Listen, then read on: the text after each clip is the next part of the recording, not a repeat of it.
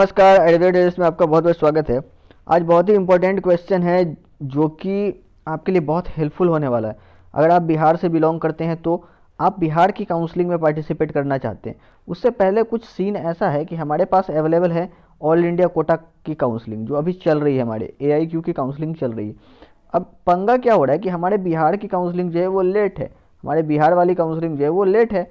और बच्चों को ये लग रहा है कि कहीं ऐसा ना हो कि हम बिहार वाली काउंसलिंग के चक्कर में ऑल इंडिया कोटा में जो मिल रहा है वो सीट भी हम छोड़ दें। क्योंकि उन्हें लग रहा है कि मान के चलिए आपको ऐसा लगता है कि बिहार में आपको GACH पटना मिल जाना चाहिए, ठीक है। पर आपको ऐसा जो सीन चल रहा है अभी बिहार में, उससे आप ऐसा सोच सकते हैं कि GACH पटना आपको हो सकता है ना मिले। आप इसको लेके कंफर्म नहीं है, इसको लेके आप डाउट में है ना। इस तरह की बात आपके मन में चल रही है। अब बात करते हैं कि फिर आप सोच क्या रहे हैं।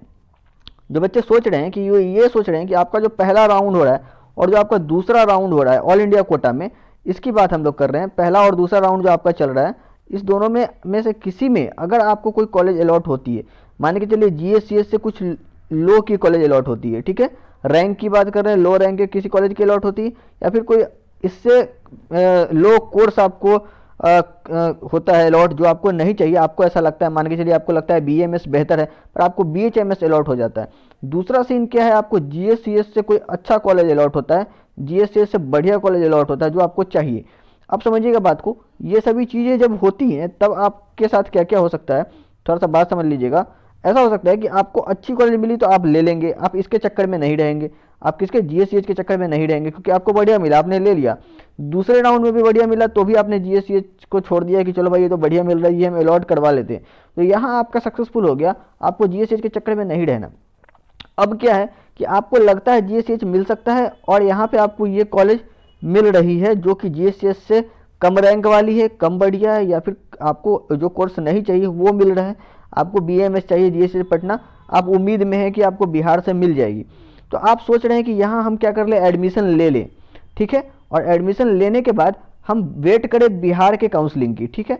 और जब बिहार की काउंसलिंग स्टार्ट होगी तब अगर मुझे GACH पटना मिल गया, मान के चलिए यहाँ पे भी ऑप्शंस बनाते हैं, आपको GACH पटना मिल गया तो आप यहाँ जाएंगे और इसकी जो है काउंसलिंग, आप जो सीट है वो कैंसिल करवा लेंगे और आप GACH पटना में ले लेंगे एडमिशन। ये कुछ बच्चे सोच रहे हैं ऐसा, और उनका ये कहना है कि वो मॉपअप राउंड तक नहीं जाएंगे, क्योंकि उनको पता है कि अगर वो मॉपअप में जाते हैं, मॉपअप राउंड में वो जाते हैं तो मॉपअप में मिलने वाली जो सीट है वो उनको लेनी ही पड़ेगी, वो जो बिहार की काउंसलिंग है उसके लिए वो इनएलिजिबल हो जाते हैं। इसलिए बच्चे सोच रहे हैं कि फर्स्ट राउंड और सेकेंड राउंड में से कोई अगर कोई कॉलेज मिले तो उसे हम क्या करवा लेंगे, अलॉट करवा लेंगे, और GACH पटना जब मुझे मिलेगा तो इस वाली की अलॉटमेंट मैं कैंसिल करवा के GACH पटना ले लूँगा। बात पूरी समझ में आई? आप सोच क्या रहे हैं? अगर आप ऐसा सोच रहे हैं तो ये वीडियो आपके लिए बहुत इंपॉर्टेंट है। मैं आपको बता रहा हूँ क्या हुआ लास्ट ईयर।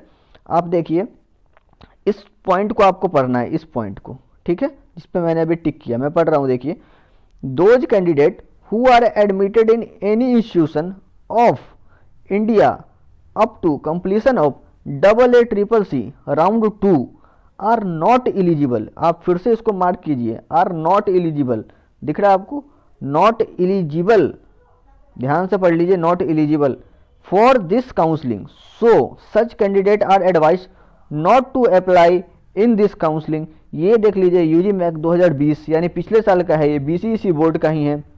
ये चीज़ें जो नोटिस आया था लास्ट ईयर वो है। इसकी बात मैं बता रहा हूँ कि अगर आप कोई जो भी बच्चा है, जो भी स्टूडेंट है, इंडिया के किसी भी इंस्टीट्यूशन में अगर उसका एडमिशन हो गया है, आर एडमिटेड, आप एडमिशन ले लेते हैं, ना कि अलॉट की बात कर रहे हैं, तो आप एडमिशन अगर ले लेते हैं तो AA CCC की काउंसलिंग से राउंड 2 तक, अप टू राउंड 2 की बात की है, राउंड 2 तक, तो not eligible for counselling, so such candidate are advise not to apply for this counselling. तो देखिए, राउंड 2 से पहले अगर आपको आपको जो है वो मिल जाता है, कॉलेज अलॉट हो जाता है और आप एडमिशन ले लेते हैं, एडमिटेड हो जाते हैं, तो आप तो बिहार की काउंसलिंग कर नहीं पाएंगे। तो अब समझिए बात कि यहाँ पे जो आप सोच रहे थे कि क्या करना है मुझे, कि ये जो मुझे मिल जाएगा, ये मुझे लो रैंक की कॉलेज मिल जाएगी तो मैं ये कॉलेज ले लूँगा, और जब बाद में मुझे GACH पटना मिलेगा, ये GACH पटना मिलेगा तो मैं ये वाली काउंसलिंग जो है वो ये वाली सीट में छोड़ के GACH पटना ले लूँगा, ऐसा सोच रहे थे आप। तो अगर आपको यहाँ कॉलेज मिल गया, आपने एडमिशन ले लिया, तो आप GACH पटना के काउंसलिंग के लिए इनिजिबल हो जाएंगे। समझ रहे बात को? आप एडमिशन ले ही नहीं पाएंगे, आप यहाँ काउंसलिंग करा ही नहीं पाएंगे, बिहार की काउंसलिंग नहीं कर पाएंगे। कब तक की बात किया, ये सेकेंड राउंड तक की बात किया। अब प्रॉब्लम समझिए, और ही प्रॉब्लम यही नहीं खत्म हो रही, प्रॉब्लम और भी है। देखिए, यहाँ क्या लिखा है, फर्स्ट राउंड में आपको बोला कि अगर आप ज्वाइंट कर लेते हैं, इफ़ ज्वाइंट और नॉट ज्वाइंट, तो आपकी सिक्योरिटी मनी नहीं ली जाएगी और आप जो है वो एलिजिबल रहेंगे, शैल बी एलिजिबल। यहाँ देखिए साफ साफ लिखा है एलिजिबल हैं आप, सेंट्रल के लिए, स्टेट के लिए, यूटी मतलब यूनियन टेरिटरी के लिए, ये सारी बातें यहाँ लिखी है। अब देखिए राउंड 2 में भी वही बात लिखा है कि अगर आप ज्वाइन नहीं करते हैं तो आपका तो सिक्योरिटी मनी जो है वो नहीं लगेगा, पर आप ज्वाइन कर लेते हैं तो आप फ्री गिट नहीं है, आपको लग जाएगा पैसा।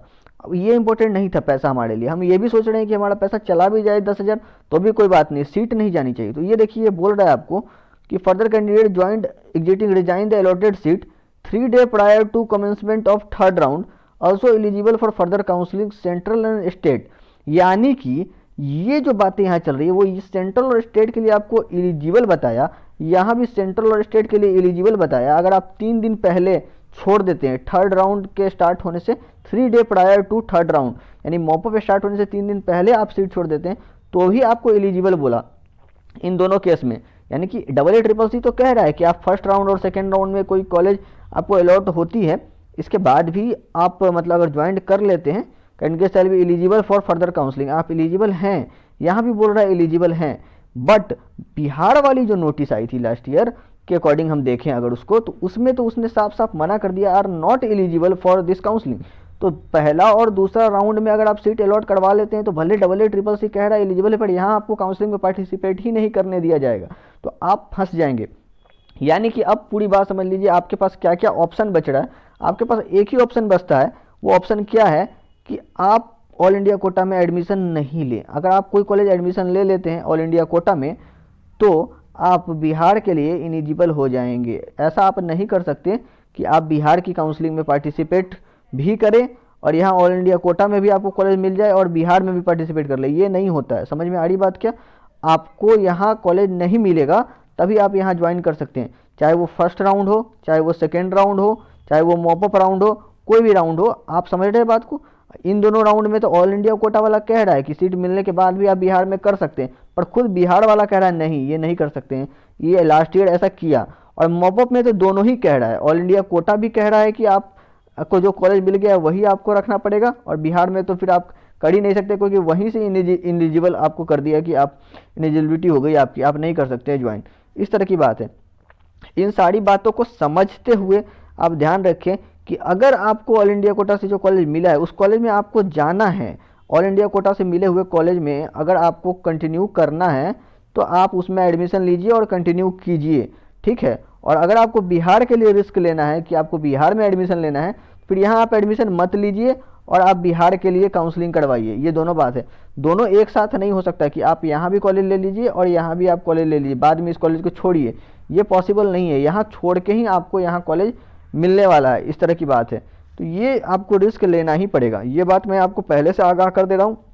और ये मैं कोई अपने मन से नहीं कह रहा, आप यहाँ देख सकते हैं कि ये साफ साफ पिछली ईयर लिखा था, the candidate who are admitted in any institution of India up to completion of AA CCC round 2 are not eligible for this counseling, so such candidates are advised not to apply for this counseling।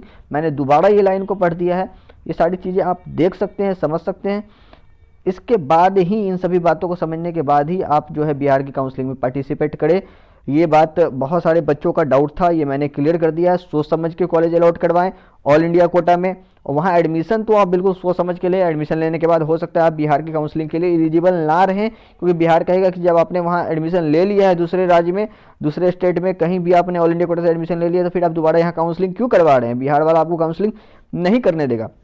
और अगर mop up round में आपको college allot हो जाती है तो आपकी मजबूरी है, आप मॉपअप में सीट छोड़ ही नहीं सकते, आपको वहाँ काउंसलिंग करनी ही पड़ेगी। क्योंकि वैसे भी मॉपअप में अगर कोई बच्चा सीट छोड़ता है तो वो स्टेट में नहीं करने दिया जाता उसको काउंसलिंग, क्योंकि ये बात साफ साफ यहाँ लिख रखा है। मॉपअप वाले राउंड में देख लीजिए क्या लिख रखा है कि मॉपअप वाले राउंड में लिखा है कि if candidate is allotted seat in third round he she will be ineligible. देख लीजिए यहाँ साफ साफ लिख रखा है, दे आर इनएलिजिबल लिख रखा है, दिख रहा है आपको?